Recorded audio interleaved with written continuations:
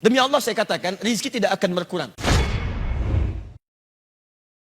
Maaf, kebanyakan perbuatan buruk terjadi bukan sekedar ada peluang melakukannya. Tapi persoalan yang paling penting adalah didasarkan pada cara berpikir yang tidak tepat. Ketika cara berpikirnya salah, maka muncul tindakan yang keliru dalam kehidupan.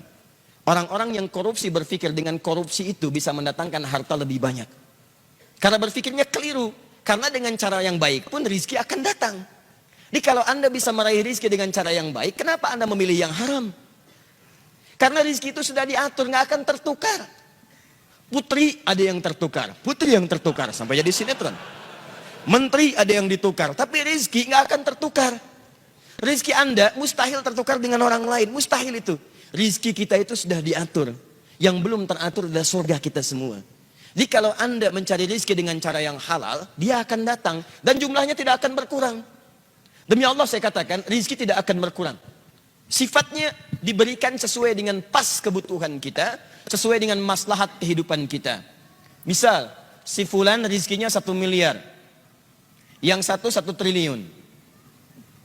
Lihat sini, baik yang ini ataupun yang ini, ketika Allah berikan, itu bukan ingin menunjukkan si fulan sedikit, yang lain banyak, bukan.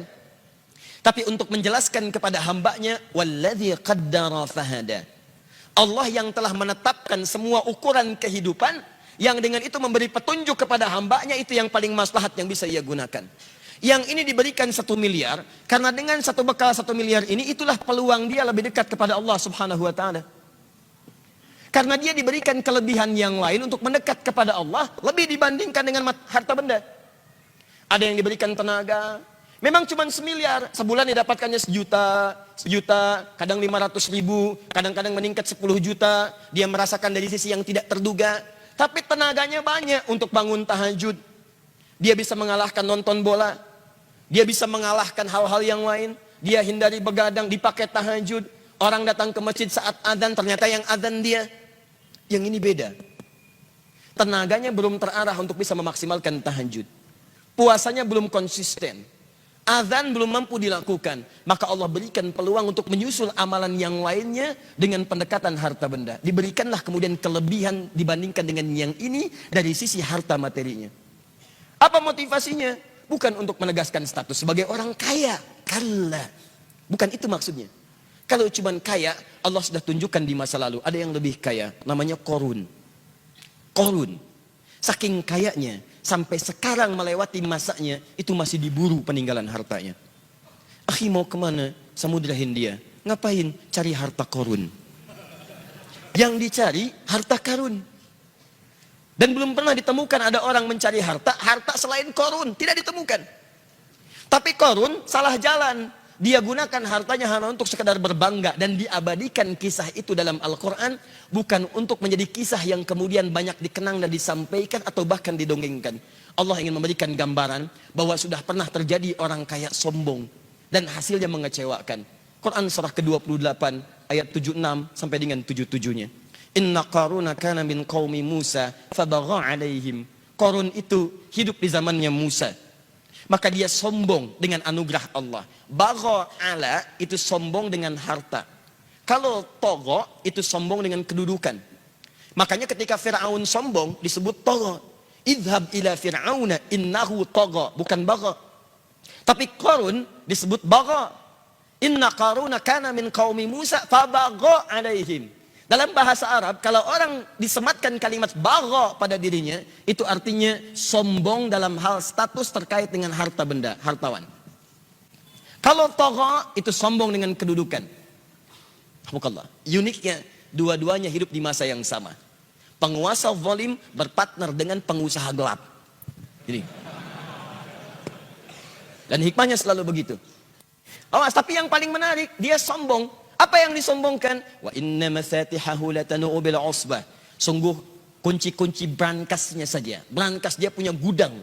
Antum sekarang brankas paling segini, brankas dia gudang. Kuncinya saja itu dipikul oleh bodyguardnya, betapa sulit dan beratnya.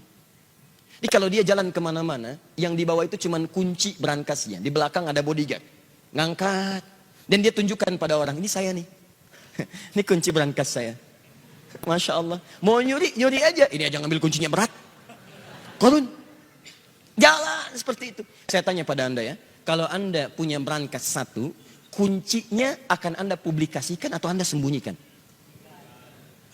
Saya belum pernah temukan ada orang beli berangkas satu, kemudian dia kuncinya dipublish. Ceklik, kunci berangkas saya. Cari masalah.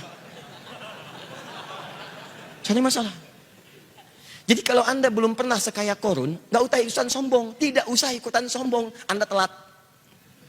Telat, terlambat, kesiangan, kepagian, kemalaman. Dan keterlaluan. Karena apa yang Anda sombongkan lebih kecil dibandingkan apa yang dimiliki Korun yang Allah titipkan kepadanya. Jadi kalau harta Anda nggak seberapa dibandingkan Korun, nggak usah ikutan sombong. Anda ketinggalan. Kalau ada orang kaya lewat ITB sombong, berdiri di depan Anda, sampaikan, maaf Pak, Bapak telat. Selesai. Udah. Dihancurkan oleh Allah, fakhasafna, kami tenggelamkan semuanya dengan harta-hartanya. Tapi kemudian turun kaidah, wabtaghi fima atakallahu daral akhirah wa la tansa nasibaka minad dunya. Saya titipkan harta ini terlihat seperti lebih, tapi sesungguhnya kata Allah, harta ini saya titipkan untuk mencari kemuliaan akhirat yang tidak bisa kamu kejar dengan potensi yang lainnya. Jadi Anda pulang ke rumah, coba lihat titipan mana yang Allah titipkan kepada kita secara dominan. Ada yang kedudukan, pakai kedudukan itu untuk beramal. Sebelum itu ditukar. Karena kaidah kedudukan tidak abadi. Buka Quran surah ketiga, Ali Imran. Dari ayat 26 sampai 27-nya. Qulillahumma malikal mulki tu'til mulka man tasha wa tanzi'u mulka mimman tasha. Anda yang sekarang misalnya jadi rektor, ada yang misalnya bupati, wali kota, macam-macam. Sepanjang melekat kedudukan itu titipan. Supaya Anda bisa beramal dengan kedudukan itu. Sebab itu peluang, kalau sudah nggak ada lagi, peluang itu terhapus dari diri Anda. Mumpung Anda misalnya direktor nih, misal buat sebuah misalnya ketetapan, tanda tangan bagi mahasiswa, para dosen.